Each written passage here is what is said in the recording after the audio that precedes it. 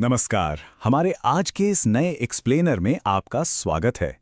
तो time travel, समय यात्रा, क्या ये सिर्फ साइंस फिक्शन है या इसमें कोई सच्चाई भी है? आज हम इसी रहस्य से पर्दा उठाने वाले हैं और हमारी शुरुआत होगी साल 2003 के एक ऐसे अजीबोगरीब इंटरनेट मिस्ट्री से जो आपको सोचने पर मजबूर कर देगी। फिर वहां से हम सीधे चलेंगे टाइम ट्रैवल की असली हार्डकोर फिजिक्स की तरफ। तो चलिए शुरू करते हैं। मार्च 2003 की बात है। एफबीआई ने 44 साल के एक आदमी को गिरफ्तार किया जिसका नाम था एंड्रू कार्लसन। अब गिरफ्तार क्यों किया? क्योंकि शेयर मार्केट के इतिहास में इस बंदे की किस्मत कुछ ज्यादा ही अनबिलीवेबल तरीके से अच्छी थी। सोचिए, उसने सिर्फ $800 इन्वेस्ट किए थे और देखते ही देखते सिर्फ 2 हफ्तों के अंदर वो $800 $350 मिलियन बन गए। 35 करोड़ डॉलर। ऑब्वियसली अधिकारियों को लगा कि भाई ये तो पक्का इनसाइडर ट्रेडिंग का कोई बहुत बड़ा घोटाला है। लेकिन जब एफबीआई ने उसे बिठाकर पूछताछ शुरू की ना, तो कार्लसन ने जो दावा किया उसने सबके होश उड़ा दिए। उसने कहा कि वो दरअसल भविष्य से आया है, एकदम 250 साल आगे, साल 2256 से। उसका कहना था कि उसे पहले से ही पता था कि कौन सा स्टॉक ऊपर जाएगा और कौन सा नीचे, इसलिए उसने निवेश किया। एफबीआई को लगा क्या मजाक है, ये सरासर झूठ बोल रहा है।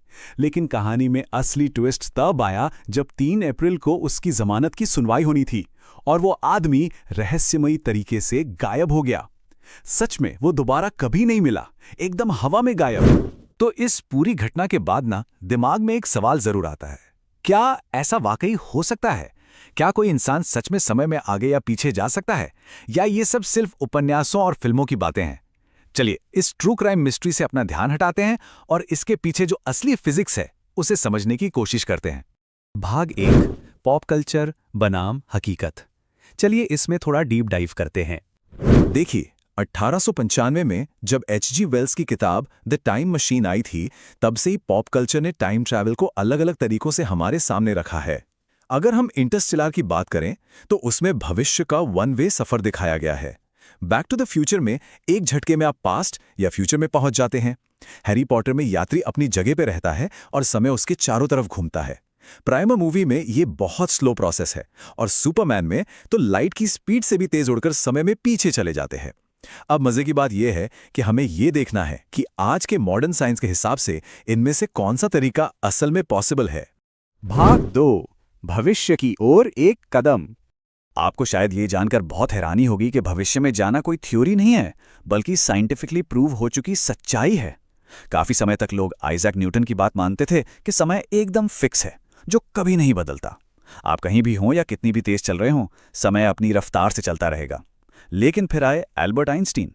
उन्होंने अपनी थ्योरी ऑफ स्पेशल रिलेटिविटी से सब कुछ पलट कर रख दिया। आइंस्टीन ने बताया कि समय किसी नदी की तरह है, जो बहता तो है लेकिन आपके आसपास की स्पीड और ग्रेविटी के हिसाब से वो तेज या धीमा भी हो सकता है। इसी कंसेप्ट को काइनेमैटिक टाइम डायलेशन कहते हैं। आसान भाषा में समझें तो अगर कोई घड़ी बहुत तेज स्पीड से चल रही है तो वो रुकी हुई घड़ी के मुकाबले धीमी चलेगी। इसे सच में टेस्ट किया गया था 1971 के फेमस हॉफेले-कीटिंग एक्सपेरिमेंट में। साइंटिस्ट्स ने एकदम सटीक एटॉमिक घड़ियों को हवाई जहाज़ों में रखकर दुनिया का चक्कर लगवाया। और पता है क्या हुआ? जब जहाज वापस आए तो उनमें रखी घड़ियां जमीन पर रखी घड़ियों से कुछ नैनोसेकंड पीछे चल रही थीं। मतलब तेज स्पीड की वजह से सच में उनके लिए समय धीमा हो गया था। और हाँ, ये सिर्फ घड़ियों या मशीनों तक लिमिटेड नहीं है, इंसानों के साथ भी ऐसा हो चुका है। रूसी एस्ट्रोनॉट गेन्नेडी पडाल्का के नाम इंसानियत के इतिहास में भविष्य में सबसे ज्यादा टाइम ट्रैवल करने का रिकॉर्ड है।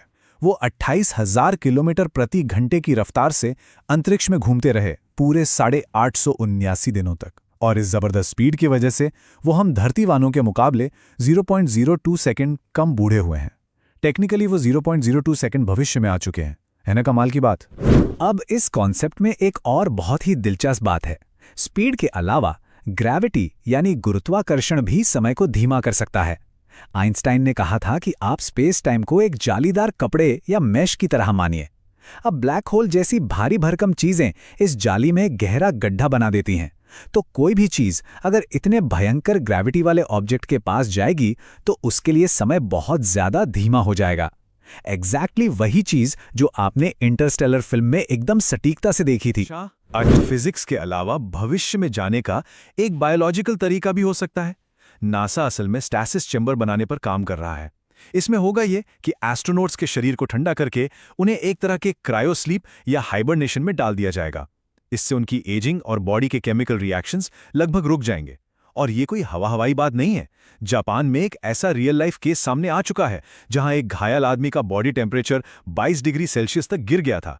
वो 24 घंटे तक बिना खाए पिए रहा, उसका शरीर एक तरह के हाइबरनेशन में चला गया था। और सबसे बड़ी बात, वो बाद में एकदम सही सलामत रिकवर भी हो गया, बिना किसी डैमेज के। भाग 3, अतीत में झांकना। चलिए, फ्यूचर का तो समझ आता है, लेकिन अतीत यानी पास्ट में वापस जाना, ये एक बहुत ही अलग और मुश्किल लेवल की प्रॉब्लम है। बेशक जेम्स वेब जैसे पावरफुल टेलीस्कोप हमें ब्रह्मांड का पास दिखा सकते हैं, क्योंकि लाइट को हम तक पहुंचने में करोड़ों साल लगते हैं। लेकिन क्या इंसान खुद उठकर पास में जा सकता है? इस पर बहुत डिबेट है। महान फिजिसिस्ट स्टीफन हॉकिंग ने 2009 में एक बड़ा ही मजेदार एक्सपेरिमेंट किया था। उन्होंने टाइम ट्रैवलर्स के लिए एक शानदार पार्टी रखी, गुब्बारे, शैंपेन, सब कुछ था, लेकिन कोई भी नहीं आया। दरअसल हॉकिंग ये मजाकिया तरीके से साबित करना चाहते थे कि पास में जाना शायद कभी पॉसिबल होगा ही नहीं, वरना भविष्य से कोई न कोई टाइम ट्रैवलर उस पार्टी में जरूर पहुंचता। हालांकि अगर हम थ्योरी की बात करें तो नोबेल प्राइज विनर किप थॉर्न का मानना है कि वर्म होल नाम की चीज से ऐसा हो सकता है। Worm hole basically space time के बीच एक पुल या शॉर्टकट की तरह होते हैं। अगर हम किसी तरह बहुत सारी नेगेटिव एनर्जी यानी एंटी ग्रेविटेशनल एनर्जी का जुगाड़ कर लें तो इन छोटे छोटे वर्म होल्स को बड़ा करके स्पेस टाइम को ऐसे मोड़ा जा सकता है कि इंसान अपने ही पास्ट में पहुंच जाए। इसे साइंस की भाषा में क्लोज्ड टाइम लाइक कर्व कहा जाता है। भाग 4, विरोधाभास और तार्किक बाधाएं। अब सोचिए, मान लेते हैं कि वर्म होल वाली फिजिक्स सच में काम कर गई और हम पास्ट में चले गए। लेकिन भाई, यहां से शुरू होते हैं लॉजिक के असली बुरे सपने। सबसे फेमस है द ग्रैंडफादर पैराडॉक्स। मतलब अगर कोई इंसान पास्ट में जाकर अपने ही दादाजी को मार दे तो फिर उस इंसान का जन्म कैसे होगा? और अगर उसका जन्म ही नहीं हुआ तो वो पास्ट में जाकर उन्हें मारेगा कैसे? पूरा लॉजिक ही कोलैप्स हो जाता है। हालांकि कुछ थियोरीज जैसे मल्टीवर्स इसका ये जवाब देती हैं कि जैसे ही आप पास्ट में कुछ बदलते हैं वैसे ही एक नई टाइमलाइन या एक नया ब्रह्मांड बन जाता है। इससे बिल्कुल उलट एक और कॉन्सेप्ट है जिसे द प्रीडेस्टिनेशन पैराडॉक्स कहते हैं। इसमें क्या होता है कि सब कुछ पहले से फिक्स्ड है, आप चाहकर भी कुछ नहीं बदल सकते। मान लीजिए आप पास्ट में किसी हादसे को रोकने जाते हैं तो पता चलता है कि आपके उन कदमों की वजह से ही असल में वो हादसा हुआ था। 12 मंकीज जैसी फिल्मों में यही लूप दिखाया गया है।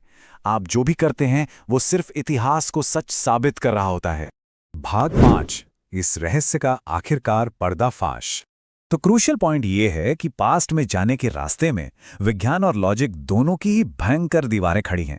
खैर, अब लौटते हैं अपने उसी $350 मिलियन वाले टाइम ट्रैवलर एंड्रू कार्लसन की कहानी पर। क्या आखिर उसका हुआ क्या? तो सच ये है कि एंड्रू कार्लसन नाम का कोई इंसान कभी एग्जिस्ट ही नहीं करता था। जी हाँ, ये पूरी कहानी 100% मनगढ़ंत थी। इसे द वीकली वर्ल्ड न्यूज नाम के एक सटायर यानी व्यंग छापने वाले अखबार ने मजाक के तौर पर पब्लिश किया था। लेकिन दिक्कत तब हुई जब याहू न्यूज और बाकी मीडिया वालों ने इसे सच मानकर पूरी दुनिया में फैला दिया और लोग असल भी ये मान बैठे कि कोई सच में फ्यूचर से आकर शेयर मार्केट से करोड़ों छापकर चला गया। तो इस पूरे एक्सप्लेनर का कंक्लूजन क्या निकलता है? देखिए, पैराडॉक्स और लॉजिक की वजह से पास्ट में जाना अभी भी कल्पना के जाल में बुरी तरह फंसा हुआ है।